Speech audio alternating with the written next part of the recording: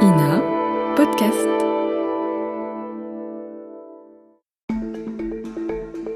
C'est l'un des trafics les plus importants au monde, peut-être même le marché parallèle le plus rentable après celui de la drogue et des armes. Je vous parle du trafic d'œuvres d'art et de biens culturels. Rendez-vous compte, estimé à 7 milliards de dollars par an à l'échelle de la planète. Un trafic multiple, complexe, qui fascine et qui est depuis quelques mois de retour à la une de l'actualité. Après cette incroyable casse du musée du Louvre, 9 bijoux et joyaux de la couronne de France dérobés, c'était le 19 octobre 2025. L'occasion, dans ce nouvel épisode, de se demander, mais au fait, comment fonctionne ce trafic d'œuvres et de biens culturels ? Quels sont ses codes, ses leviers ? Est-il en expansion ? Comment la police lutte-t-elle ? Tout ça, on en parle avec vous. Corinne Chartrel, bonjour. Bonjour. Commandant de police, ancienne chef adjointe de l'Office central de lutte contre le trafic des biens culturels, le service de police judiciaire spécialisé dans le trafic d'œuvres d'art. Vous allez nous raconter. Vous enseignez aussi à l'université Panthéon-Assas.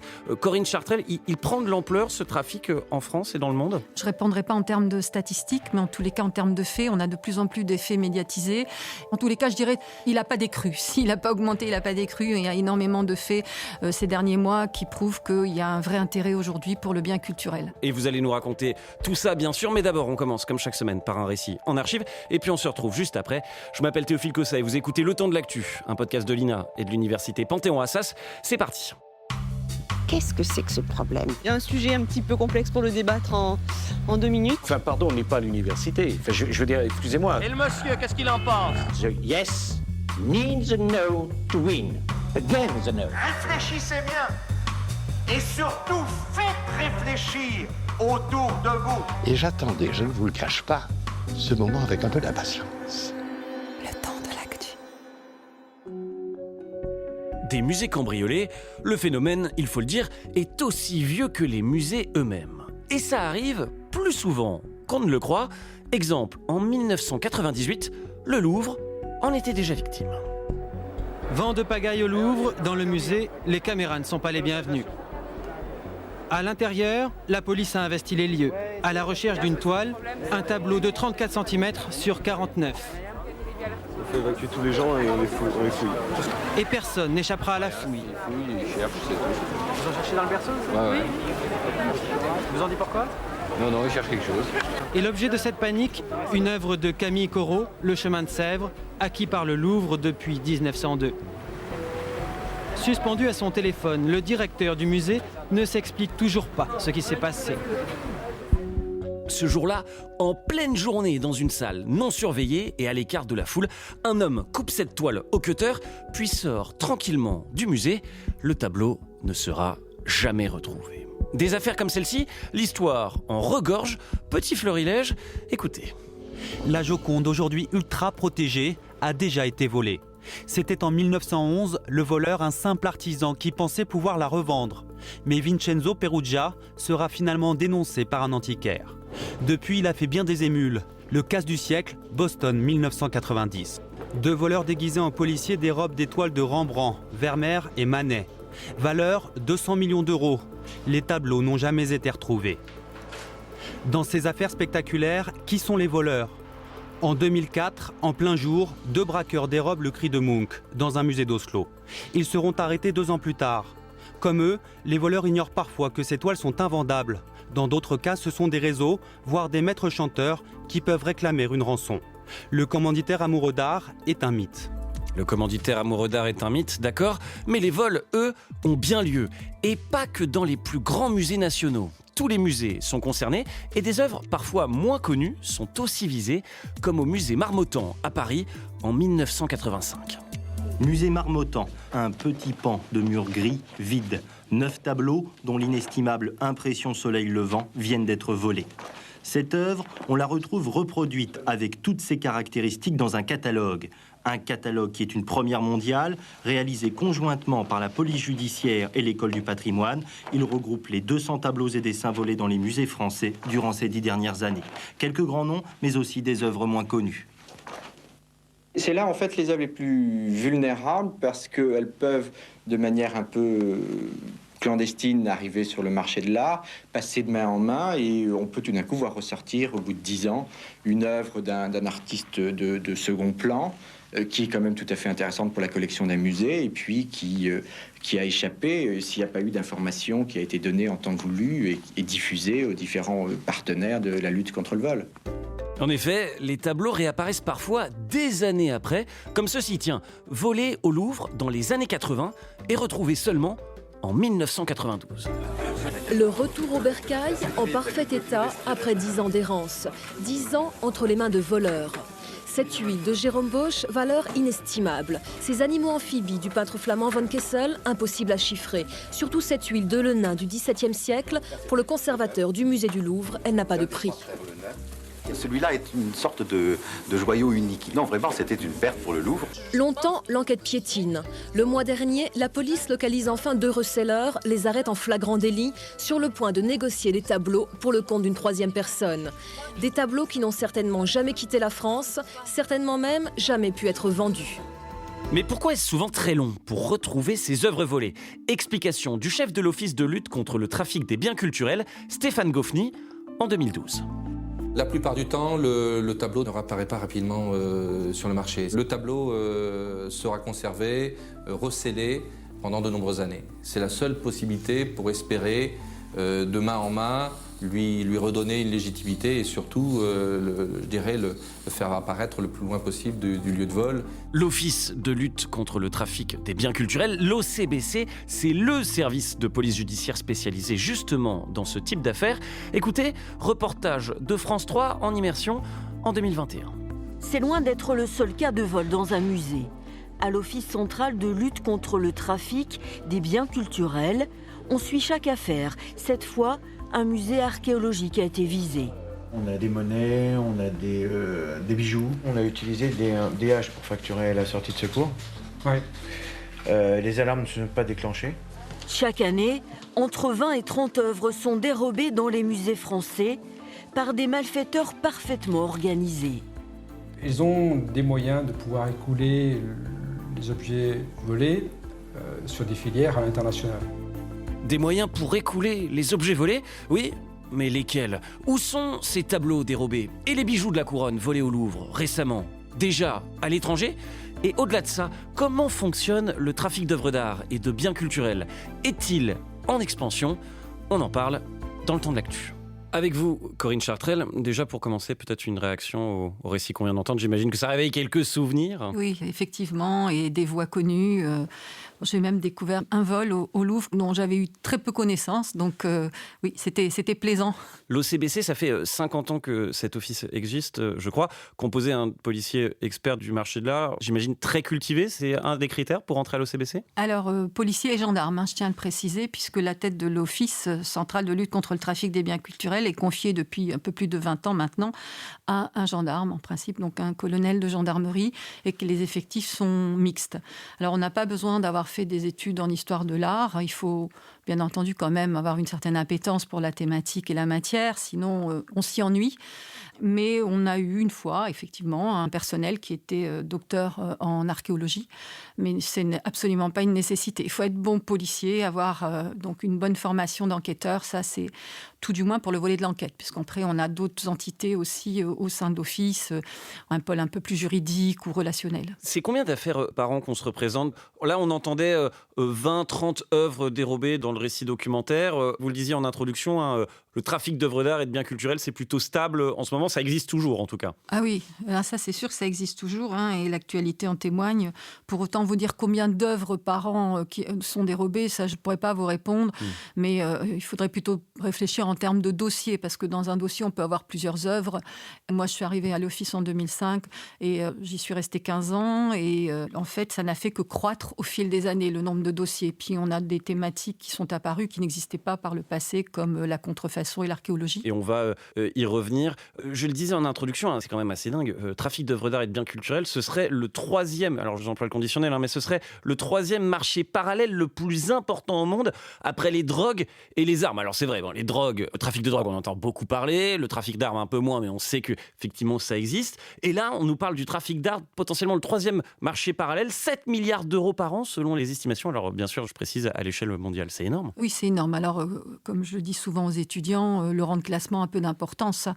Peu importe, j'ai envie de dire le rang. Et puis dernièrement, j'ai entendu que si tant est que nous soyons au 3e au classement, on aurait été détrôné par une autre forme de criminalité qui serait plutôt le trafic d'animaux et enfin de ce genre de choses. Donc, vous voyez, peu importe, j'ai envie de dire.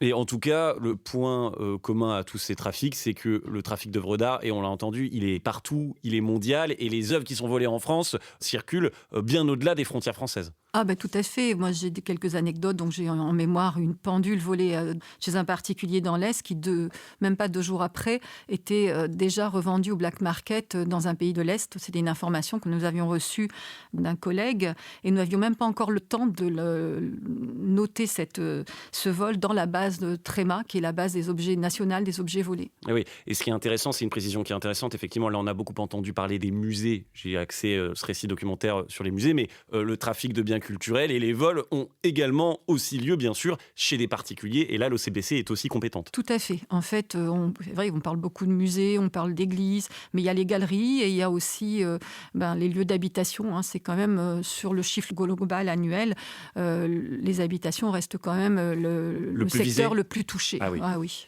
Alors pour qu'on comprenne bien comment ça marche, ce marché parallèle et cette criminalité, même si évidemment toutes les affaires sont différentes, je vous propose qu'on zoome sur une affaire en particulier. Écoutez, archives de juin 2008. Le 5 août dernier, des hommes masqués, armes au poing, pénètrent dans le musée des Beaux-Arts de Nice. Ils s'emparent de 4 tableaux de maître et pas des moindres. Un Claude Monet, un Sisley ainsi que 2 Bruegel.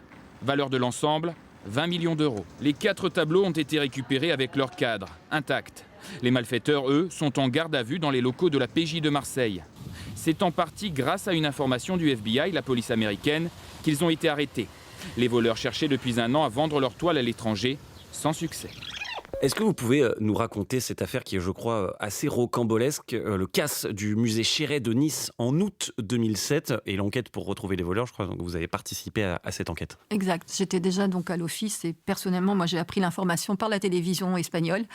J'étais en vacances et donc c'est une enquête qui a duré à peu près une dizaine de mois, presque 1 an d'ailleurs, où on a pu récupérer les objets par une infiltration, ce qu'on appelle une infiltration, donc permise par le Code de procédure pénale, et on a le commanditaire qui se trouvait aux États-Unis, qui vivait donc à Miami, un Français du sud de la France. Toute l'équipe d'ailleurs était du sud de la France et il cherchait donc à écouler des toiles. Ces toiles qui avaient été volées donc au musée Chéret à Nice par 4 individus casqués et armés. Alors qu'on comprenne bien, un commanditaire, c'est-à-dire, alors on imagine un voyou très riche qui veut commander des tableaux et qui demande à des voleurs, à des braqueurs, qui payent des braqueurs pour aller braquer le musée. C'est comme ça que ça se passe ? Ça peut être comme ça. En l'occurrence, le commanditaire n'était pas très riche. Il pensait surtout s'enrichir. Ça lui a permis de faire 5 ans en prison aux États-Unis en plaidant coupable.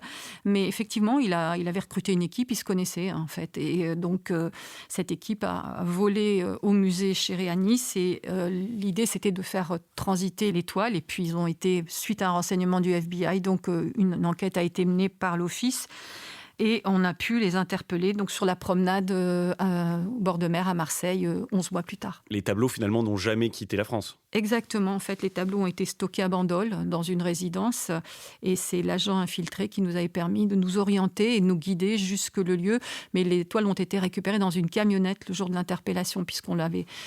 En fait, dans le deal, il fallait qu'ils amènent les toiles et donc l'acheteur potentiel devait amener l'argent, bien entendu. On est d'accord, le commanditaire n'était pas forcément un amateur d'art. On l'a entendu, le commanditaire amateur d'art, passionné d'art, c'est un mythe, vous confirmez hein ? Alors oui, jusqu'à maintenant, moi, j'ai pas vraiment croisé de commanditaire amateur d'art. Il y a celui-ci, c'était juste pour s'enrichir.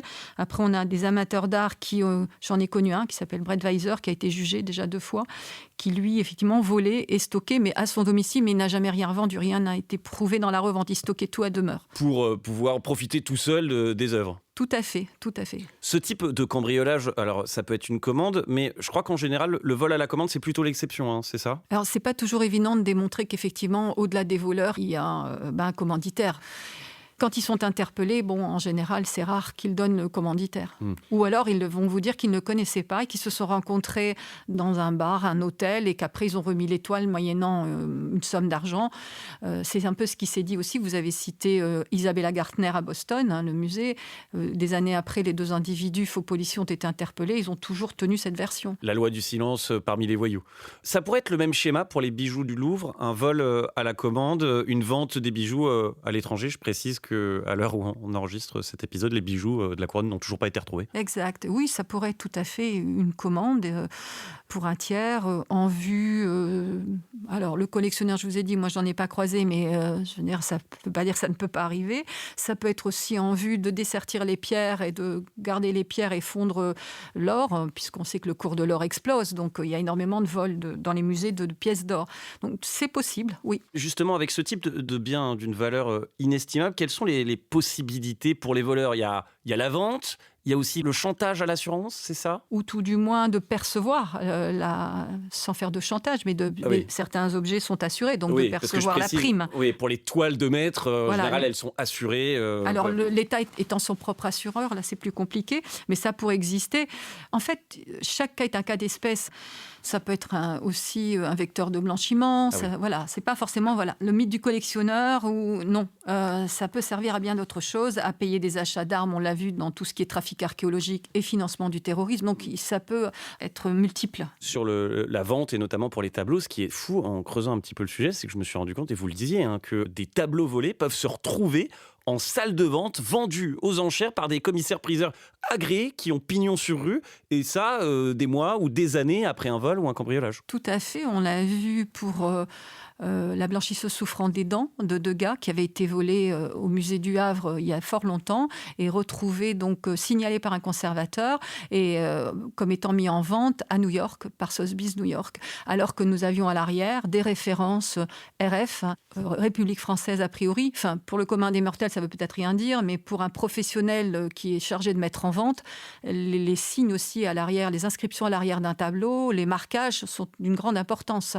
et peuvent orienter effectivement. Donc on peut retrouver des tableaux qui proviennent de musées qui peuvent être mis en vente. C'était le cas là. Mais qu'est-ce que ça veut dire ? Ça veut dire qu'il y a une complicité de la part de salles de vente ou non, c'est de la bonne foi. Ils vendent de bonne foi des tableaux Alors on pourrait faire un cours sur la bonne foi, mais on n'a pas le temps. Mais, alors je dirais qu'ils sont Parce que ça paraît assez dingue de se dire comme ça. Tout à fait, c'est comme vous dites, c'est un peu dingue. Mais en même temps, il faut faire des affaires, il y a du profit. On ne va pas trop chercher, quoi. On va pas trop chercher. Il y a aussi un facteur qui est déterminant dans le travail de ces enquêteurs, on l'a entendu un peu dans le récit documentaire, c'est le temps. Oui. Pourquoi ? Alors on dit effectivement le temps de l'oubli. C'est vrai qu'on peut dire qu'une œuvre d'art, c'est très rare qu'elle réapparaisse très rapidement sur le marché. Il y a quelques exceptions, mais c'est assez rare. C'est ce qu'on appelle le recel, en fait, qui est le fait de dissimuler, de cacher une œuvre tout en sachant qu'elle provient d'un crime ou d'un délit. Quoi. Tout à fait. C'est la détention d'un objet que l'on sait provenir d'un crime ou d'un délit.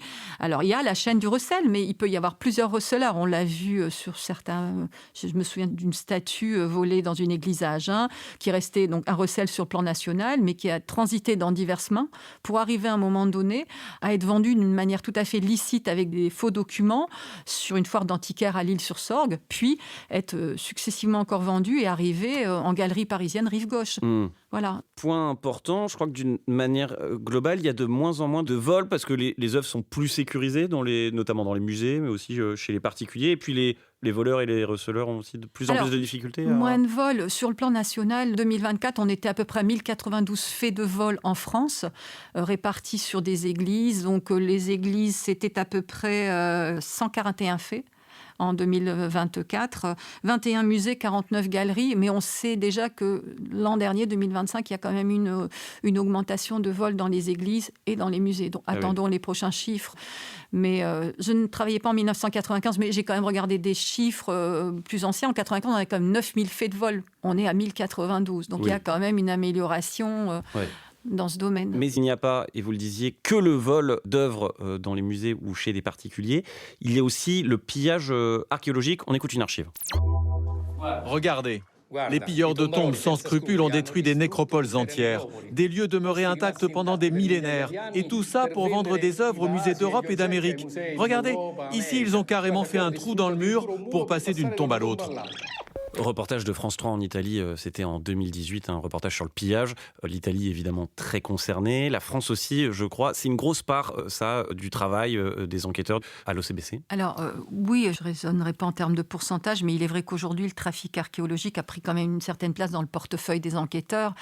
On a bien sûr les fouilles qui sont faites en France, mais là, ce n'est pas la même finalité. Le détectorisme en France, c'est plutôt des réseaux d'individus qui s'adonnent à une passion. Avec les détecteurs de métaux, c'est ça ? Les détectoristes, oui, les détecteurs de métaux. En Italie, ils vont plutôt fouiller les tombes à relier et revendre. On a aussi eu des objets qui ont été écoulés en France à une époque, mais on a aussi tous les objets qui nous viennent de zones de conflit. En Syrie, par exemple, c'est ça ? En Syrie, Irak, Yémen, enfin voilà, tous les pays qui sont en bouleversement dus à des conflits, que ce soit dus à des groupes islamistes terroristes ou des conflits internes. Pour qu'on comprenne bien, qui pillent des lieux historiques, antiques, et qui revendent les œuvres ou des antiquités en Europe ou ailleurs, et ça leur permet de financer leurs activités, c'est ça ? C'est ça, en fait. Il y a un pillage qui est organisé. On sait qu'en open source, d'ailleurs, ce sont des informations qu'on avait trouvées en open source, que Daesh avait en son sein un ministère des Antiquités et qu'il délivrait en fait des laissez-passer à des fouilleurs et allaient fouiller, ramener des œuvres. On sait aussi que quand les Américains ont bombardé la Syrie, ils ont bombardé plusieurs bâtiments, mais la maison notamment d'un commanditaire, et lui est décédé, non son épouse, et on a retrouvé ses livres de comptes. Ça, c'est l'information que nous avaient donné les Américains à l'époque, où étaient inscrits tous les objets que cet intermédiaire récupérait, la somme qu'il donnait en échange et la destination des objets. Donc c'était quelque chose de très structuré. Ces circuits-là, on comprend, très structurés.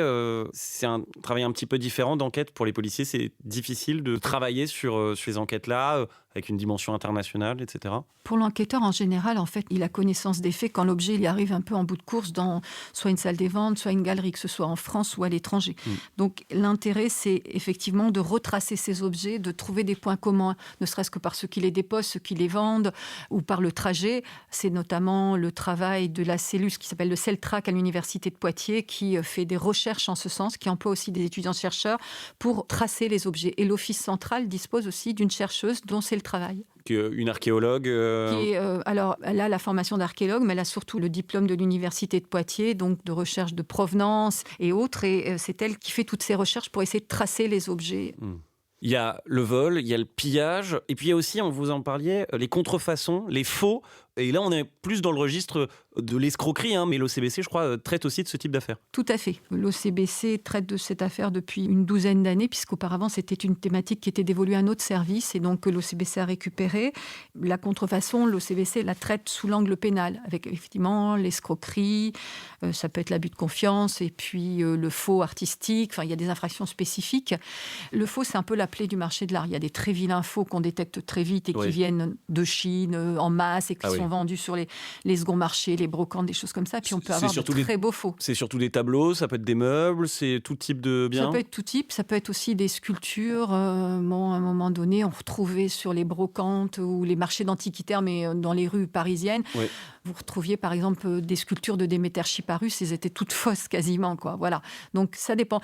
Et puis il y a un adage que je trouve finalement très vrai, qu'on m'avait dit dès que je suis arrivée à l'office: ne se vole que ce qui se vend. Et en fait, effectivement, il y a une mode dans les biens culturels, et si les biens d'église sont très à la mode, eh bien, on va avoir des vols dans les églises à répétition, parce qu'il y a des amateurs de crucifix, de calices, de tout ça. Si à un moment donné, bien avant ça, ça a été les meubles en fait 19e, où on a eu des vols dans les châteaux, pareil, à répétition. Donc il y a des phénomènes de mode aussi qui sont importants. Et en parlant de mode, il y a une recrudescence en ce moment des vols, vous le disiez aussi, des vols d'objets en or. C'est dû bien sûr au cours de l'or qui flambe depuis quelques années. En un an, le cours du métal précieux a doublé, c'est inédit, ça aiguise l'appétit des voleurs. En septembre 2025, des cambrioleurs ont dérobé pour 600 000 € de pépites d'or au Muséum national d'histoire naturelle de Paris, par exemple. Oui, tout à fait. Mais il n'y a pas eu que celui-là. Il y a eu le musée du désert dans les Cévennes, où il y a eu une centaine de croix huguenotes en or qui a été dérobée. Il y a eu le Louvre. Bon, même s'ils ne sont pas que des pièces d'or, le support, c'est quand même de l'or. Il y a eu, juste après le Louvre, 2 jours après, je crois, il y a eu le musée de Langres, où on a des pièces en or aussi qui ont été volées. depuis quelque temps, effectivement, et c'est certainement dû, vous l'avez très justement dit, au cours de l'or, on a des vols très axés sur tout ce qui est en mesure nord, quoi. Et là, ce qui est dramatique, j'imagine, c'est que pour retrouver les objets, ça va être très difficile. On imagine, la logique voudrait que ces objets soient fondus puis revendus. Oui. Donc, si je comprends bien, le périmètre est assez large. Si je comprends bien, en guise de conclusion, le trafic de biens culturels a encore de belles années devant lui. Effectivement, il y a du travail pour quelques années encore, oui. Le trafic d'œuvres d'art et de biens culturels encore loin d'être éradiqué. À quoi ressemble-t-il ? Quels sont ses contours ? On a les cartes en main, en tout cas, pour y voir plus clair. Grâce à vous, Corinne Chartrel, commandant de police, ancienne chef adjointe de l'Office central de lutte contre le trafic des biens culturels et enseignante à l'université Panthéon-Assas. Merci beaucoup de nous avoir éclairés. C'était Le Temps de l'Actu, un podcast de l'INA et de l'université Panthéon-Assas. Si ce podcast vous plaît, abonnez-vous, mettez des étoiles, des commentaires, parlez-en autour de vous bien sûr. Et puis moi je vous dis salut et à très vite.